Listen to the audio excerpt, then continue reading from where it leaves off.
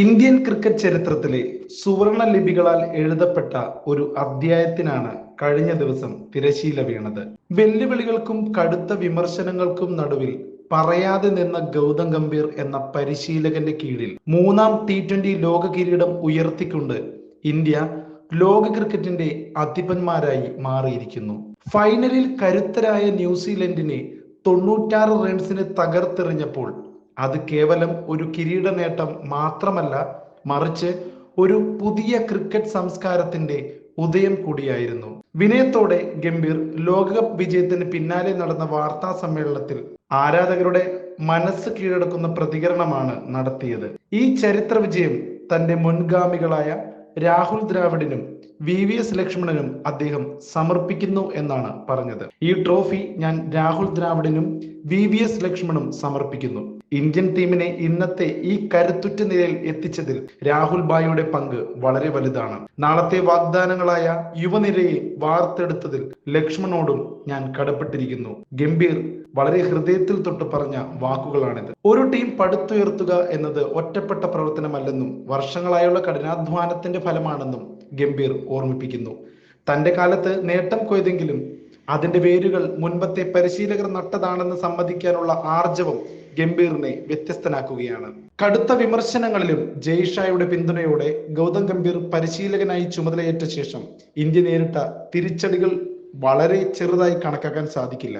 ന്യൂസിലൻഡിനോടും ദക്ഷിണാഫ്രിക്കയോടും test പരമ്പരകൾ പരാജയപ്പെട്ടപ്പോൾ social മീഡിയയിലും cricket നിരീക്ഷകർക്കിടയിലും ഗംഭീറിനെതിരെ വലിയ പ്രതിഷേധം ഉയർന്നിരുന്നു. അദ്ദേഹത്തിന്റെ പരിശീലന രീതികൾ ചോദ്യം ചെയ്യപ്പെട്ടിരുന്നു. തന്റെ കരിയറിലെ ഏറ്റവും മോശം സമയത്ത് ICC ചെയർമാൻ ജയ്ഷാ നൽകിയ പിന്തുണയാണ് തനിക്ക് കരുത്തായതെന്ന് ഗംഭീർ വെളിപ്പെടുത്തി. വിമർശനങ്ങൾ കൊടുമ്പിരി കൊണ്ടിരുന്ന സമയത്ത് ജയ് ബായ് എന്നെ വിളിച്ചു. ആ വിളി നൽകിയ ആത്മവിശ്വാസം ചെറുതല്ല. കൂടെ നിന്ന ചീഫ് സെലക്ടർ അജിത് അഗാർക്കറോടും നന്ദിയുണ്ടെന്ന് അദ്ദേഹം പറയുന്നു. കാരണം എനിക്ക് ഉത്തരവാദിത്തമുള്ളത് സോഷ്യൽ മീഡിയയിലെ ട്രോളുകളോടല്ല, മറിച്ച് ഡ്രസ്സിംഗ് റൂമിലെ ആ 30 പേരോടാണ്. ഗംഭീർ കടുത്ത ഭാഷയിൽ തന്നെ ആത്മവിശ്വാസത്തോടെ പ്രതികരിക്കുന്നു.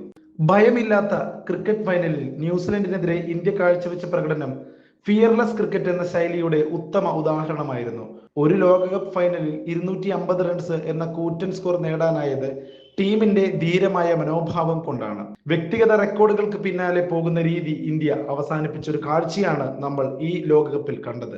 ആദ്യ ഓവർ മുതൽ എതിരാളികളെ സമ്മർദ്ദത്തിലാക്കുന്ന ബാറ്റിംഗ് രീതി, തോൽവി ഭയക്കാതെ കളിക്കാനുള്ള മാനസികാവസ്ഥ താരങ്ങളിൽ വളർത്തിയെടുക്കാൻ ഗൗതം ഗംഭീറിന് സാധിച്ചു. ഒരുപാട് കാലം നമ്മൾ വ്യക്തിഗത നേട്ടങ്ങൾ ആഘോഷിച്ചു.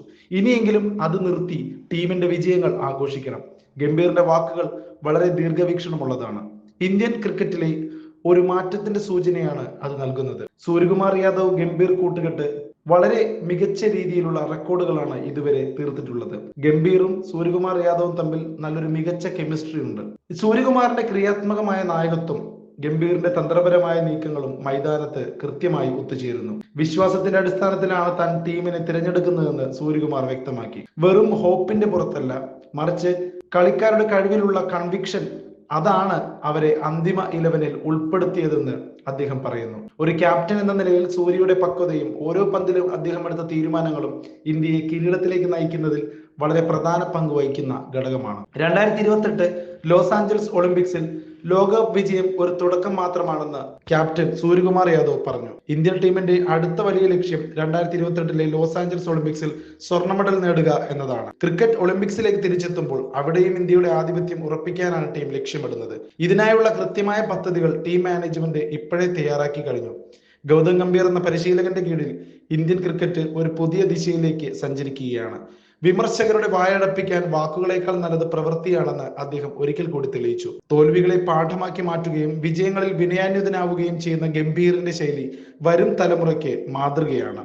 സൂര്യകുമാറിന്റെ നേതൃത്വത്തിലുള്ള ഈ യുവനിര വരാനിരിക്കുന്ന ഒളിമ്പിക്സിലും ഇന്ത്യൻ പതാക വാനോളം ഉയർത്തുമെന്ന് നമുക്ക് പ്രത്യാശിക്കാം. ഈ ചരിത്ര വിജയം ഓരോ ഇന്ത്യൻ ക്രിക്കറ്റ് ആരാധകന്റെയും അഭിമാനമാണ്.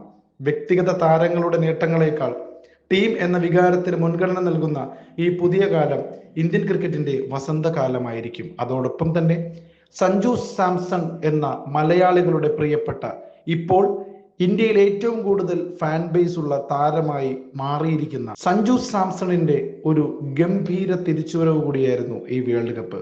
സഞ്ജു സാംസണിന്റെ പേരിലായിരിക്കും ഈ 2026 T20 വേൾഡ് കപ്പ് അറിയപ്പെടുക എന്ന് പറഞ്ഞാലും അതിൽ തെല്ലൊരു അതിശയോക്തിയില്ല. എന്നിരുന്നാലും ടീം എന്ന മൊത്ത ചിത്രത്തിലാണ് എല്ലാവരും കോൺസെൻട്രേറ്റ് ചെയ്യേണ്ടത്, വ്യക്തികളെയല്ല എന്ന് പറയുന്ന ഗൗതം ഗംഭീറിന്റെ വാക്കുകളും നമ്മൾ മാനിക്കുന്നു.